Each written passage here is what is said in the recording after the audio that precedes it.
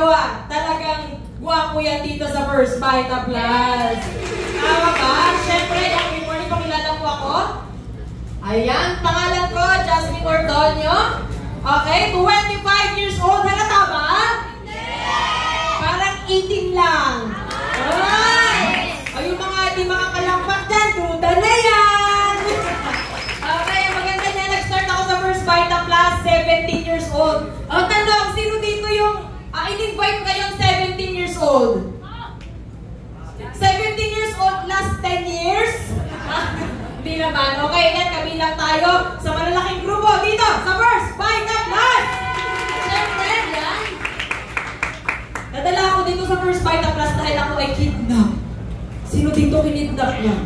Hindi. Kidnap, ibig sabihin nun, hindi mo alam na First Vita Plus ang pupuntahan mo. Tama ba? Sino dito ang naimbitahan birthday daw? Nasa kamay! Huwag ka na maiya! Wala. Okay, dinala ako dito sa First Vita Plus. Inupo ako sa harapan nang hindi ko alam, Vita Plus pala ang pag-uusapan! Ano ba? Alam mo, naiintindihan kita. Kung kinikilabutan ka, kinilabutan din ako noon. Kung naiinip ka, nainip din ako noon. Kaya lang, mahihain kasi ako eh. Kaya, gusto ko sana lumabas.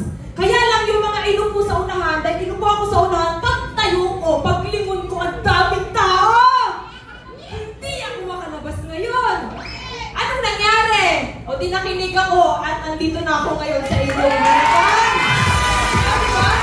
Pero bago umiitak, ano ba ako noon? Isang dating estudyante, top 1 sa school. Matalino hindi. O sa mga nag-aaral ngayon dito, ang dami pinapaaral, pero bulak-bol. Tama ba? Yes! Mataas ang kilay yung guilty. Okay, kaya na maganda, isang top 1 sa school, matalino. O yung mga magulang natin dyan, yung may pag-ibig.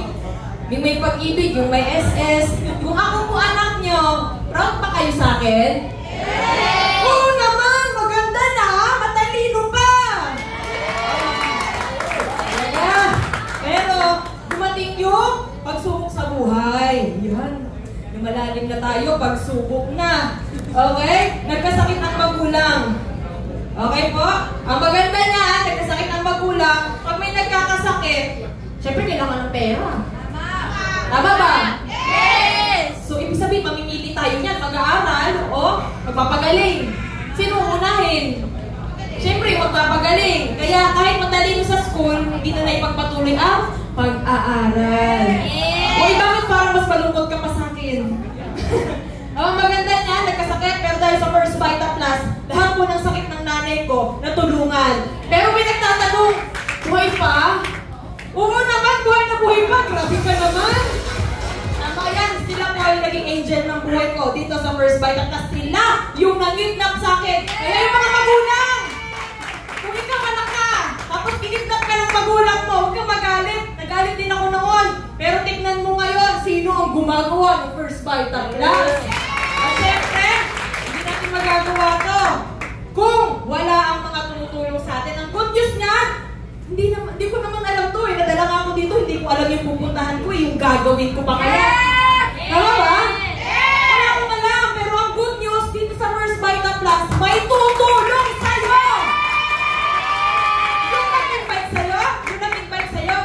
Hindi man mukhang katiwa-tiwala yan. Magtiwala ka na. Wala ka ng choice. Tama, ito yung mga tumulong sa akin. Kaya naman ngayon, isa na po sa nababagawa ko. Siyempre! Ito na! Ito mamaya, makikilala nyo, makikita nyo live na live dito sa ating Sunday Tower. Ang ating pong Vice President for Marketing, Ma'am Farina Dumpalan! Salamatan, palakpakan natin! Dumpalan!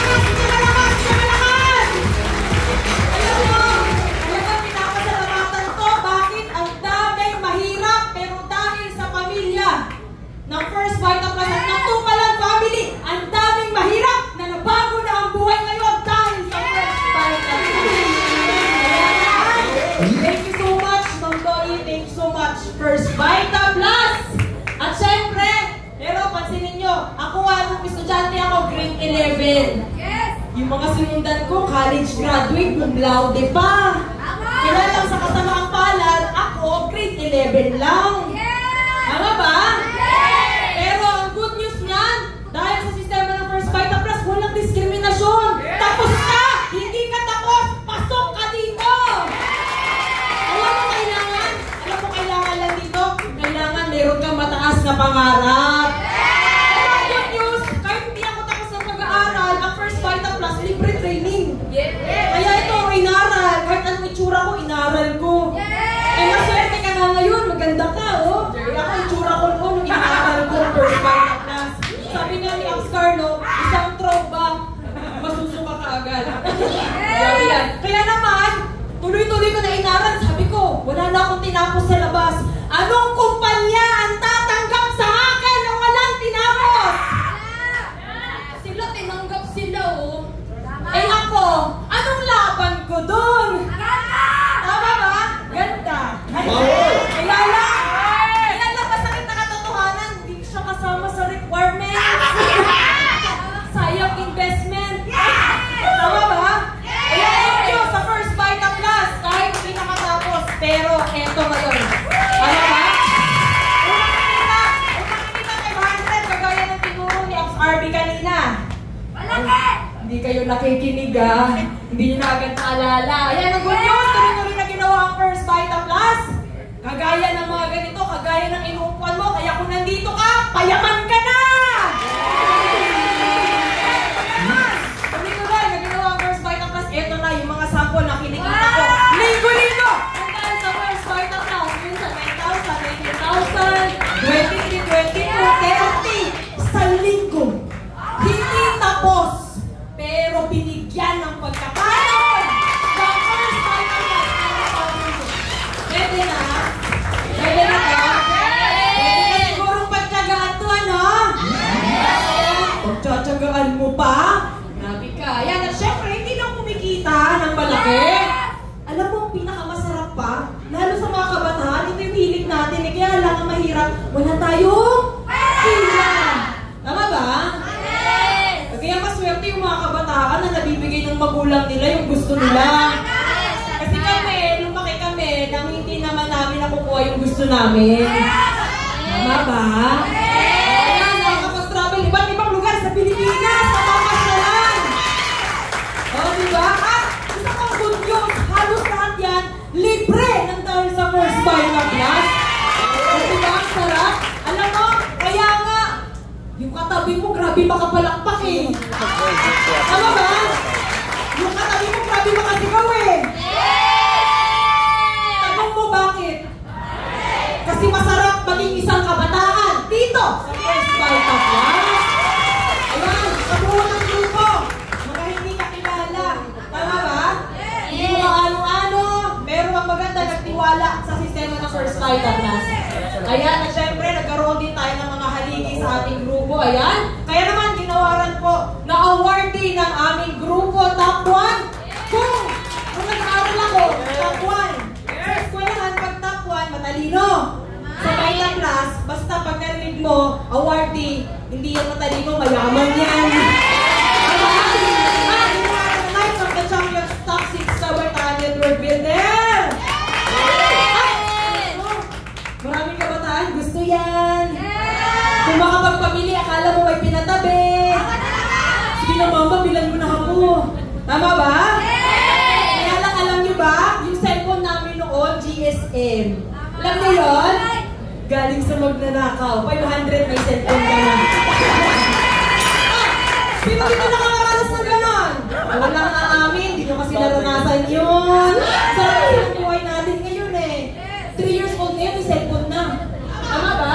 Ang good news, ito, nang dahil sa First Vita Plus, ito yung mga una namin na-achieve. Alam pa ka na natin? At syempre, hindi lang yun, hindi yung mga gadget, yung mga lifestyle natin. Gusto niyo rin? Masarap pala na yung nararanasan natin na sarap dahil sa sarili nating pinaghirapan. Ano? Ayan, syempre, hindi lang yun, nagkakaroon ng savings. Ito kami nung nag-umpisa. Mukha bang yayaman? Mukha bang paniniwalaan yan? Hindi, diba? Kaya naman nangarap ng malamig. Tama ba? Kaya naman, alam niyo ba, sabi ko, pinakamaganda at hindi ako pinakamuputi sa aming sa mga kaklase ko. In short, pangit. Pero alam niyo, nung nagkasasakyan ako na ang pinakamaganda! Nakakaganda yan. Maganda, bago ako magtibo, nakapaglabas ako ng aking brand new Mitsubishi Garage. Marami akong kabash! Bongga ang tibo. Pero, nung nagtibo ako, hindi ako nagbongga ng tibo, pero bagong sasakyan ang regalo ko sa sarili ko. Siyempre, hindi lang yun. 22 years old, nakapaglabas ako ng aking brand new MG5! Ngayon, 25 years old, ito na yung aking next target! Kahit hindi bagay, babagay na yan pag meron na.